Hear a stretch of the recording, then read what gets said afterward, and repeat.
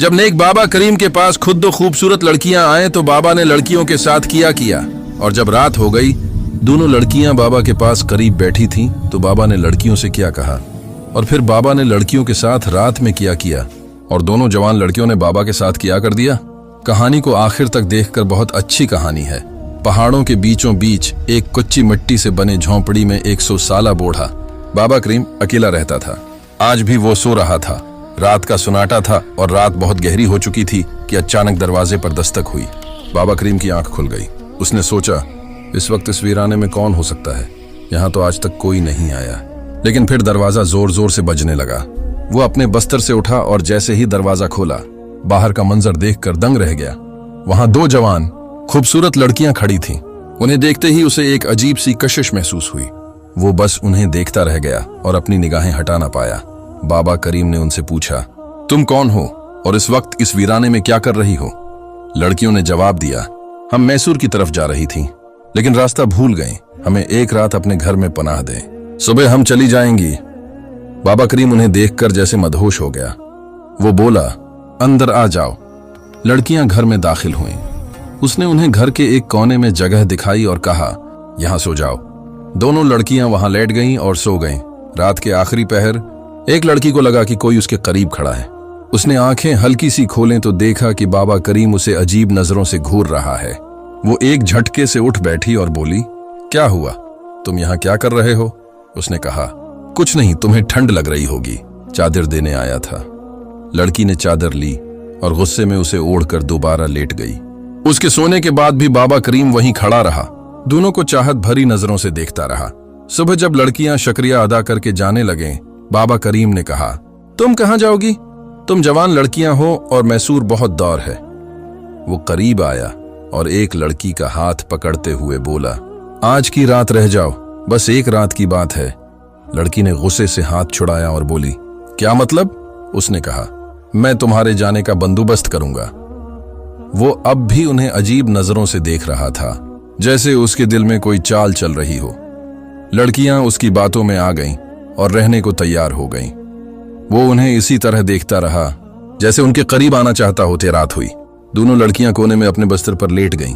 बाबा करीम भी अपने बस्तर पर लेट गया। रात के आखिरी पहर जब सन्नाटा गहरा था, वो चपके से उठा और धीमे कदमों से लड़कियों की तरफ बढ़ा। वो काफी देर तक उन्हें देखता रहा। फिर एक लड़की जो बहुत खूबसूरत थी के पास जाकर बैठ गया। उसने नरमी से उसके माथे पर हाथ फेरना शुरू किया। अचानक लड़की की आंख खुली और वो हड़बड़ाकर उठ बैठी। क्या हुआ, तुम यहाँ क्या कर रहे हो? उसने गुस्से में पूछा। बाबा करीम उसकी आंखों में देखता रहा जैसे किसी ख्वाब में हो। फिर बोला, तकिया देने आया था, तुम बगैर सुरहाने के लेटी हो, तुम्हारी गर्दन में दर्द हो जाएगा, ये लो तकिए। लड़की ने तकिया लिया और नाराजी से मन्ना फेर कर बोली, जाओ यहां से। वो अपने बस्तर पर वापस जाकर लेट गया। रात को वो अपने आप से बातें करने लगा। सुबह लड़कियां चली जाएंगी, आज मेरा आखिरी मौका था, लेकिन वो भी चला गया। नहीं, मैं उन्हें उस तरह नहीं जाने दूंगा। कोई ना कोई जत्न करना होगा, कल उन्हें रोकना होगा। इन्हीं सोचों में डूबा हुआ वो सो गया। सुबह लड़कियां उठीं और उसके पास आईं। उन्होंने कहा, हमारे जाने का बंदोबस्त हो गया, बताओ क्या इंतजाम क्या है? बाबा करीम उन्हें कुछ पल चाहत भरी नजरों से देखता रहा, फिर धीरे से बोला, नहीं, तुम आज यहां से नहीं जा सकते। लड़कियां हैरानी से एक दूसरे को देखने लगे। क्यों, हम क्यों नहीं जा सकते? उन्होंने पूछा। उसने कहा, तुम्हें एक रात और रखना होगा। लड़कियों ने हैरत से उसकी तरफ देखा। क्यों, क्या बात है, सब खैरियत तो है? उसने नर्म आवाज में कहा, अभी तुम्हारे जाने का कोई इंतजाम नहीं हुआ। उम्मीद है कल एक काफिला यहां से मैसूर जाएगा। काफिले का नाम सुनकर लड़कियों को कुछ इत्मीनान हुआ। उन्होंने आपस में कहा, चलो कल काफिले के साथ निकल जाएंगी, आज की रात और रह लेते हैं। बाबा करीम ये सुनकर दिल ही दिल में खुश हुआ। एक रात और मिल गई। उसने सोचा, पूरा दिन वो उन्हें दौर से बैठकर देखता रहा। उसकी निगाहें अब और गहरी हो चुकी थीं। रात फिर ढल गई। लड़कियां अपने बस्तर पर लेट गईं। बाबा करीम भी लेट गया, मगर उसका दिल बेकरार था। वो लेटा रहा, लेकिन उसकी आंखें छत की बजाय कमरे के कोने में सोई हुई लड़कियों को घूर रही थीं। इसकी सांसें तेज थीं और दिल में एक अजीब सी हलचल उठ रही थी। धीरे धीरे वो बस्तर से उठा, चुपके से उनके पास गया और उन्हें ऊपर से नीचे तक घूरने लगा। पहले वो एक लड़की के पास बैठा और उसके बालों को नरमी से सहलाने लगा। अचानक लड़की हल्की सी हली। उसे लगा कि वो जाग जाएगी। खफजदा होकर वो उठा और दूसरी लड़की के पास चला गया। उसने दूसरी लड़की का हाथ अपने हाथों में लिया और उसके चेहरे को देर तक देखता रहा। उसकी आंखों में अब सिर्फ तमन्ना नहीं, कोई पुरानी प्यास जाग रही थी। अचानक दूसरी लड़की की आंख खुल गई और वो चीख पड़ी, मगर उसने झट से उसके मुंह पर हाथ रख दिया ताकि आवाज बाहर न निकले। फिर वो हड़बड़ाता हुआ अपने बस्तर पर वापस चला गया और लेट गया, जैसे कुछ हुआ ही ना हो। लड़की सारी रात सोचती रही कि बाबा करीम उसके पास क्यों आया, वो क्या करने की कोशिश कर रहा था। उसके इरादे ठीक नहीं लगते। वो खौफ के मारे कांपती रही और सोचते सोचते आखिर उसे नींद आ गई। सुबह लड़कियां उठीं और उसके पास आए। काफिला आया, अब हमें इजाजत दो, उन्होंने कहा। वो कुछ देर उनकी आंखों में देखता रहा, फिर बोला, काफिला तो अभी नहीं आया। लड़कियां चौंक गईं। तुमने तो कहा था काफिला आज आ जाएगा, उसने थकी आवाज में जवाब दिया। हाँ, आना था, शायद शाम तक आ जाए। लड़कियों ने आपस में देखा और कहा, हमें अब यहाँ नहीं रखना। बाबा करीम ने बस सिर हिलाया और कुछ न कहा। अब वो घर के आंगन में बैठा था और दौर से लड़कियों को अजीब नजरों से देख रहा था। एक लड़की ने दूसरी से कहा, इसकी निगाह मुझे ठीक नहीं लगती। दूसरी ने सिर हिलाया, हाँ तुम ठीक कह रही हो, हमें जल्दी से यहां से निकल जाना चाहिए। हम जवान लड़कियां हैं और उसके दिल में न जाने क्या चल रहा है। पहली लड़की बोली, हाँ ये रात को मेरे पास आया था और मुझे छूने की कोशिश कर रहा था। दूसरी ने कहा, उसने मेरे साथ भी वही किया। आज हमें किसी भी हाल में रात नहीं रखना चाहिए। शाम को काफिला आए या ना आए, हमें निकल जाना है। बाबा करीम अभी दौर से उन्हें देख रहा था, जैसे कोई शिकारी अपने शिकार पर नजर रखता हो। शाम हुई। उससे पहले कि लड़कियां उसके पास आते, वो उनके पास चला गया। देखो, उसने कहा, मुझे लगता है काफिला अब सुबह तक आएगा। उनके पास सामान ज्यादा है, इसलिए धीरे चलते हैं। आज की रात और रह जाओ। लड़कियों को गुस्सा आ गया, हम अब और नहीं रह सकते। एक ने तेजी से कहा, चाहे काफिला आए या ना आए, हम अभी निकल रही हैं, हमें मजीद नहीं रोकना। वो और करीब आया और बोला, थोड़ी ही देर में रात हो जाएगी। तुम जवान लड़कियां हो, इस पहाड़ी इलाके में रात को कहां जाओगी? यहाँ जानवर भी घूमते हैं, अगर कोई नुकसान पहुंचा तो। इसके लहजे में फिक्र कम और चाल ज्यादा थी। लड़कियों को यकीन हो गया कि ये कोई नई चाल है, मगर उन्होंने एक दूसरे को देखकर कहा, रह जाते हैं। फिर सख्ती से उससे बोले, ठीक है, मगर ये आखिरी रात है, कल सुबह चाहे काफिला आए या ना आए, हम निकल जाएंगी। बाबा करीम ने मुस्कुराते हुए कहा, ठीक है, लेकिन उसकी मुस्कान में कुछ और छिपा था। रात हुई। लड़कियां, जो अब पूरी तरह उसकी हर हरकत पर नजर रखे हुए थीं, कोने में लेटी रहें, मगर उनकी आंखें खुली थीं। वो खौफ और शक में डूबी हुई थीं। वो धीमी आवाज में बातें कर रही थीं। उम्मीद है आज की रात जल्दी गुजर जाए, एक ने कहा। हाँ, बस आंखें बंद करके लेटो, जैसे हम सो गई हैं, दूसरी ने जवाब दिया। बाबा करीम अपने बिस्तर पर लेटा था, मगर उसकी एक आंख खुली थी। वो बार बार लड़कियों की तरफ देखता था कि क्या वो वाकई सो गई हैं। जब उसे लगा कि वो हलचल नहीं कर रही हैं, उसने आंखें बंद कर लें, मगर उसका दिल अब भी बेकरार था। थोड़ी देर बाद जब उसे यकीन हो गया कि लड़कियां सो गई हैं, वो धीरे से उठा और उनकी तरफ चल पड़ा। वो काफी देर तक चुपके से उनके पास खड़ा रहा, जैसे उनका हाल देख रहा हो। फिर वो एक लड़की के पैरों के पास बैठ गया और धीरे धीरे उसके पांव सहलाने लगा। अचानक लड़की की आंख हल्की सी खुली। उसे एहसास हुआ तो वो फौरन पीछे हट गया। फिर वो दूसरी लड़की के पास गया और उसके माथे को सहलाने लगा। अचानक उसकी आंख खुल गई। वो घबरा कर क्रोट ली और मुंह नीचे कर लिया। कुछ बोली नहीं, मगर उसकी हरकत ने बता दिया कि वो जाग चुकी है। बाबा करीम चुपके से अपने बस्तर पर वापस जाकर लेट गया। उसकी धड़कनों में घबराहट थी, मगर चेहरे पर कोई पछतावा नहीं था। सुबह हुई। लड़कियां उठीं और तेज लहजे में बोले, क्या तुम्हारा काफिला आया या अब कोई नया बहाना है? वो कुछ देर खामोश रहा, फिर बोला, काफिला तो नहीं आया। लड़कियां झंझला गईं। हमें पहले ही पता था कि कोई काफिला नहीं आने वाला। तुम हमें किसी और मकसद से रोक रहे हो, हमें सब समझ आ चुका है। अब हम एक पल भी यहाँ नहीं रहेंगी। एक लड़की ने दूसरी का हाथ पकड़ा और बोली, चलो यहाँ से चलते हैं। जैसे ही वो झोंपड़ी से बाहर निकलने लगे, बाबा करीम अचानक उनके सामने आकर खड़ा हो गया और रास्ता रोकते हुए बोला, तुम यहाँ से नहीं जा सकते। लड़कियों ने कहा, रास्ते से हट जाओ वरना हम जोर से चीखेंगी। उसने धीरे से कहा, तुम्हारी आवाज यहाँ कोई नहीं सुनेगा। तुम क्या चाहते हो? हमें क्यों रोक रहे हो? तुम हमारे बाप की उम्र के हो, कोई शर्म करो। तुम जिस शख्स की तलाश में मैसूर जा रही हो, क्या पता वो यहीं कहीं हो। लड़कियों ने गुस्से से कहा, हमें यहाँ एक पल भी नहीं रखना। और तुम्हें कैसे पता कि हम मैसूर में किसी को ढूंढ रही हैं? बाबा करीम बोला, ये बात मैं अभी नहीं बता सकता, मगर अगर तुम आज की रात यहीं रहती हो तो ये तुम्हारे हक में बेहतर होगा। लड़कियां चौंक गईं। एक बूढ़े आदमी को क्या हो गया है, क्यों बार बार हमें रोक रहा है? वो सोचने लगे। उसने कहा, बस एक रात और रह जाओ, कल सुबह तुम्हारे सारे सवालों के जवाब मिल जाएंगे और शायद तुम्हें मैसूर जाने की जरूरत न पड़े। लड़कियां उलझन में थीं। वो आपस में हैरानी से एक दूसरे को देखने लगे। ये कैसे जानता है? क्या हमारा कोई मसला है? उनके दिमाग में सवालों का तूफान था, मगर अब उन्हें उस पर बिल्कुल इत्मीनान नहीं था। उन्होंने उसे धिका दिया और झूंपड़ी से बाहर निकल गईं। बाबा करीम उनके पीछे भागा और आवाज दी, रखो, सब कुछ बर्बाद हो जाएगा अगर तुम चली गई। काफी दौड़ जाने के बाद लड़कियां थक कर बैठ गईं। उनका दम फूल रहा था, मगर उनके दिलों में खौफ और बेचैनी थी। अचानक पीछे से बाबा करीम हानपता हुआ उनके करीब आ गया। उसकी सांसें तेज थीं, लेकिन लहजा वही राज भरा था। मैं आखिरी बार कह रहा हूं, उसने धीमी लेकिन परात्माद आवाज में कहा, अगर तुम आज रात मेरे साथ रह गए तो शायद तुम्हें मैसूर जाने की जरूरत न पड़े। लड़कियों ने थके हुए लेकिन सख्त लहजे में पूछा, अगर कोई बात है तो साफ साफ क्यों नहीं बताते? उसने गहरी सांस ली और कहा, वो बात मैं अभी नहीं बता सकता। अगर अब कह दिया तो सब बर्बाद हो जाएगा। बस इतना बता सकता हूं कि तुम दोनों अपने शौहर को तलाश करने निकली हो। लड़कियां ये सुनकर सकते में आ गईं। उनकी सांसें जैसे एक पल के लिए थम गईं। हाँ, हम अपने शौहर को ढूंढ रही हैं। वो काफी अरसे से लापता है। हमने कई इलाकों में ढूंढ लिया, अब मैसूर जा रही हैं। लेकिन तुम्हें यह सब कैसे पता? एक लड़की ने चौंक कर पूछा। बाबा करीम ने संजीदगी से कहा, मुझे सब पता है, मगर तुम्हें मेरे साथ एक रात गुजारनी होगी, तभी मैं तुम्हारे सारे सवालों के जवाब दे सकूंगा। लड़कियां इस अजीब शर्त पर घबरा गईं। उन्होंने एक दूसरे की तरफ देखा। उनकी आंखों में खौफ, शक और उलझन साफ नजर आ रही थी।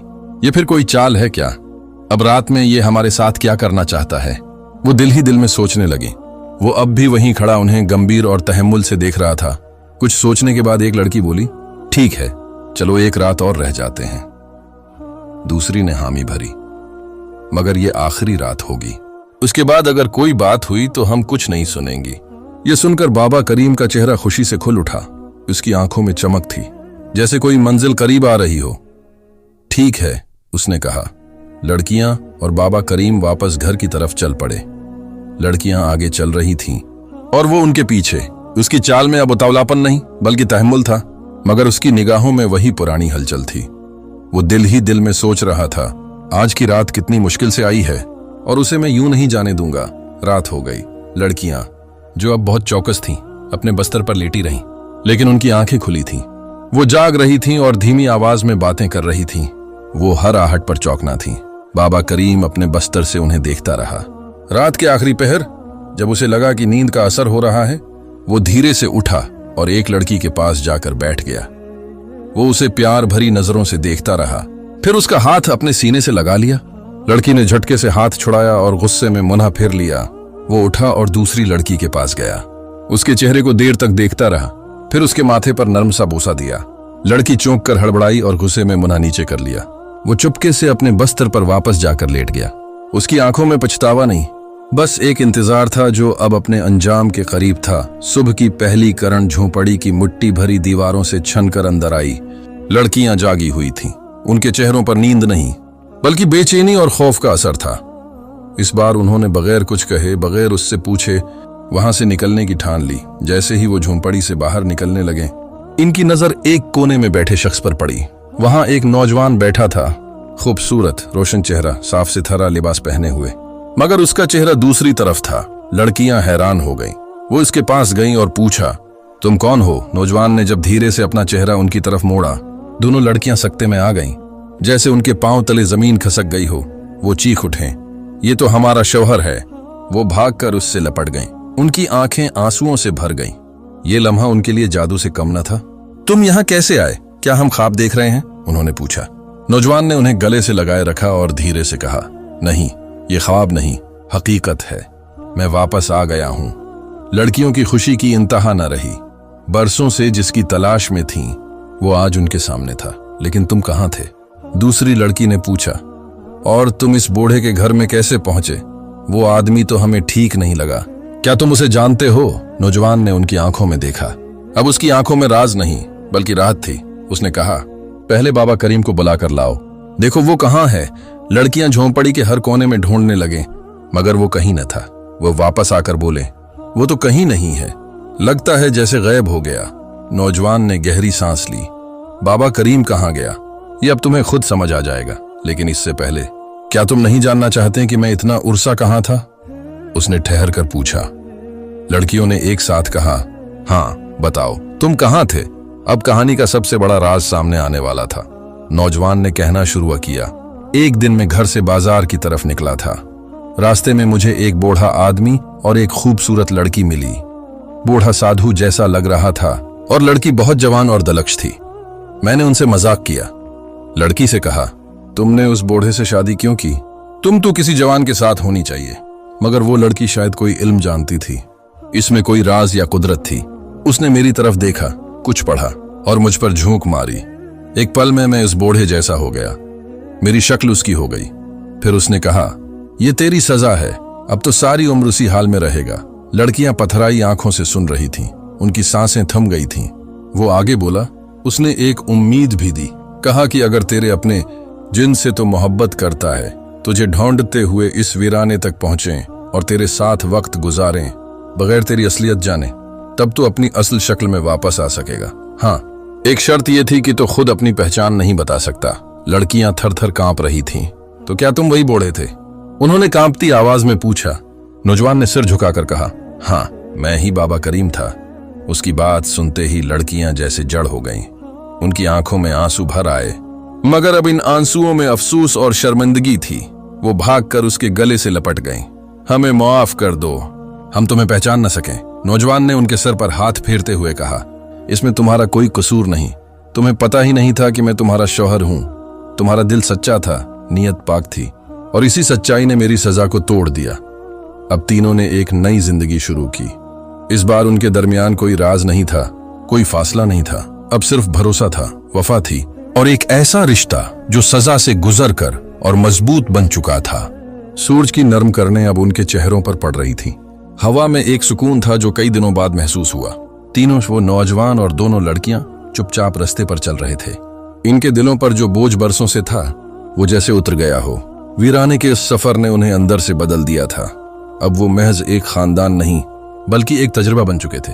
एक ऐसी कहानी जो लोग सुने तो यकीन न करें। जब वो गांव के करीब पहुंचे तो हर तरफ हैरानी फैल गई। लोग दौड़ते हुए आए। किसी ने चीख कर कहा, ये तो वही दोनों बहनें हैं जो महीनों पहले शौहर को ढूंढने निकली थीं। दूसरे ने कहा, और ये लड़का, ये तो उनका शौहर लगता है, मगर वो तो लापता था। सबके चेहरे सवालों से भर गए। गांव के बुजुर्ग भी आगे आए। बेटियों, ये सब क्या माजरा है? कहाँ थी तुम? लड़कियों ने एक दूसरे की तरफ देखा। उनकी आंखों में आंसू थे, मगर अब वो आंसू कमजोरी के नहीं, सुकून के थे। नौजवान ने सबके सामने कदम बढ़ाया और बोला, ये कहानी तुम्हारे लिए सबक है। मैं वही हूं जिसे तुमने सालों पहले खो दिया था। मेरी गलती ने मुझे एक ऐसी सजा दी जो किसी ने न देखी होगी, मगर इन दोनों के सच्चे दिल ने मुझे वापस जिंदगी दी। तीनों को गांव वालों ने खुशी से अपने घरों में जगह दी। कई दिन तक लोग उनके घर आकर पूछते रहे, बाबा करीम कहाँ गया? नौजवान हर बार नर्म मुस्कुराहट के साथ जवाब देता, बाबा करीम अब मेरे दिल में है। वो मेरा एक रूप था जो अब खत्म हो गया। लोग चौंकते, मगर दिल ही दिल में सोचते कि कुछ बातें समझने के लिए नहीं, महसूस करने के लिए होती हैं। वक्त गुजरता गया। तीनों ने अपनी नई जिंदगी का आगाज किया। अब वही पुरानी झोंपड़ी नहीं थी, बल्कि एक मजबूत घर था जो मोहब्बत से भरा हुआ था।